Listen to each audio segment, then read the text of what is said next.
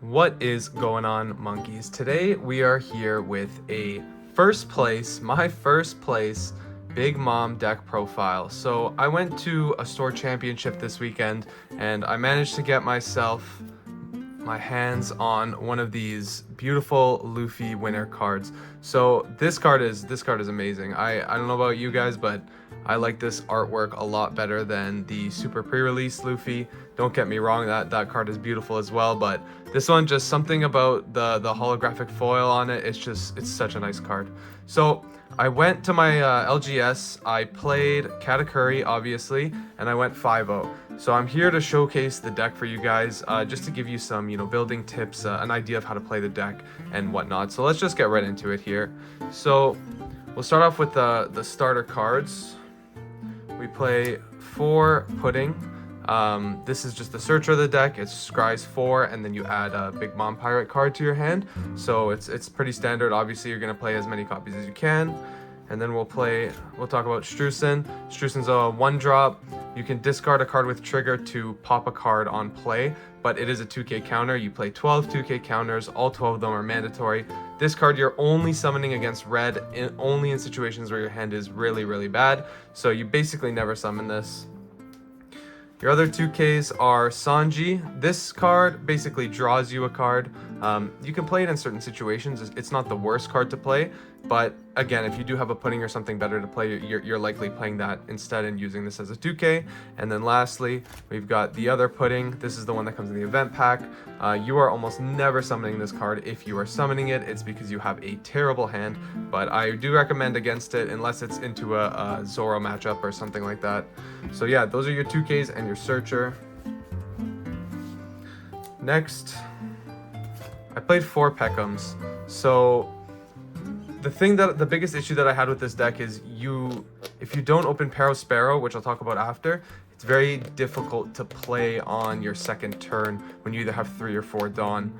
Your plays are very, very subpar and you lose a lot of tempo. So playing 4 of these vanillas, I just find is very important. It's very good.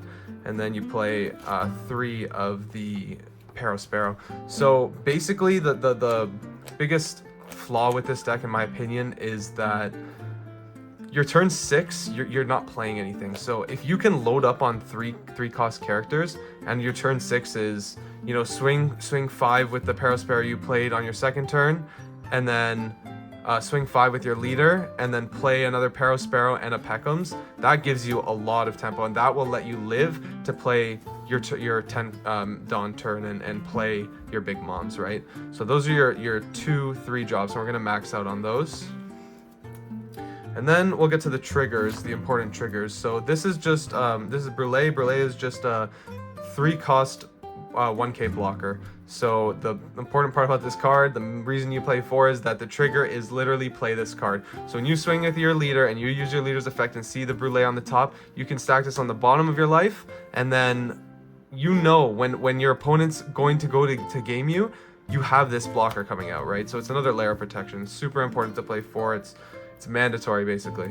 Then I played 4 Shirahoshi because I did want to stack up on triggers. I know a lot of people are playing 3, 2, some people are even playing 0, but I think 4 is good. The trigger is draw 3, discard 2. It's just amazing. And then 4 Cracker, discard this card to play it, which I will add, Sparrow has the same effect, the same trigger. But this card is really good in certain situations. Most situations, though, it is just a 1k counter. And then I played 2 Smoothie and 3 Thunderbolt. So Smoothie's trigger is discard a card and play this card. And then Thunderbolt's trigger is KO one of your opponent's characters with a cost of 5 or less. So I didn't play any other events. I just played 3 Thunderbolt. I think that this is the only event that you should be playing. Sovereignty is, it seems kind of bait. It's like 3 cards to give you 1 life, which is not the greatest, but again, it's not the worst. It can definitely save you. The Smoothies are definitely cuttable. I just wanted to kind of max out on a lot of triggers. But Thunderbolt and Cracker are very good, especially if you hit Cracker off your first life. Like if you're going second and they swing at you for 5 and you take it and it's a Cracker and you play it, you can swing back at them for 7 with 1 Dawn and double attack.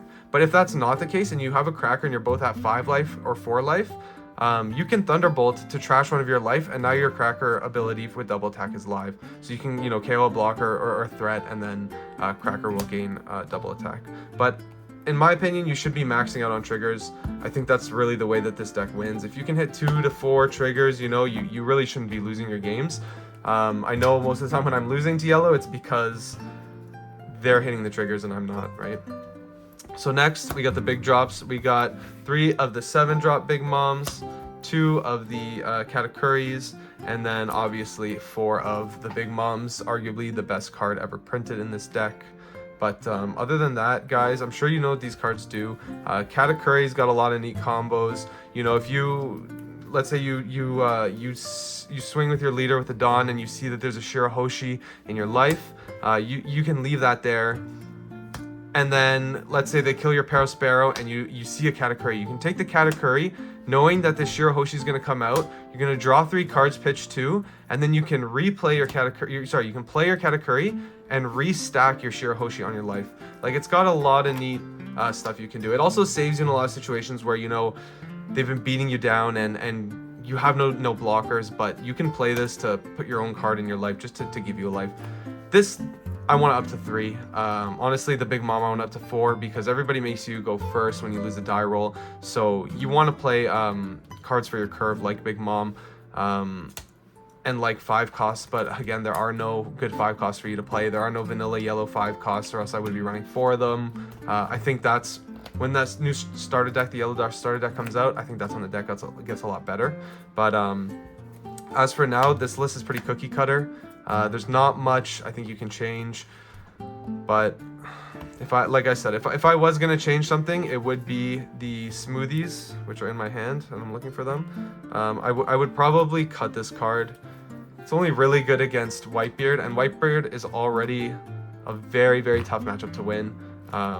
It's not like this card wins you the matchup, it just makes it slightly more winnable. But again, that matchup is very difficult. You know, you need to kind of play your cards right and make sure that you have a Thunderbolt in your hand so you can Thunderbolt one of their Marcos and the blocker Marcos and swing for game at some point. But the way you really win that matchup is if they're just playing creatures and swinging at you for 6k every turn and you drew a lot of 2ks, right? Or if you're hitting triggers. But the matchup is difficult. I kind of want to fit in Opera, the 4-cost vanilla, to go along with Peckham's. But again, the deck has a lot of work to do. Like I said, it's pretty cookie cutter right now, but I do think it's a good deck. I just don't think it's the best deck. But I will keep playing it for now. It's as long as it treats you right, you know, as long as you're hitting those triggers, as long as you're living to turn 10 to play your Big Moms, it's good. It's a good deck. You guys should definitely try it out. I hope you liked the list. I hope you enjoyed the video, and I'll see you guys around. Thanks.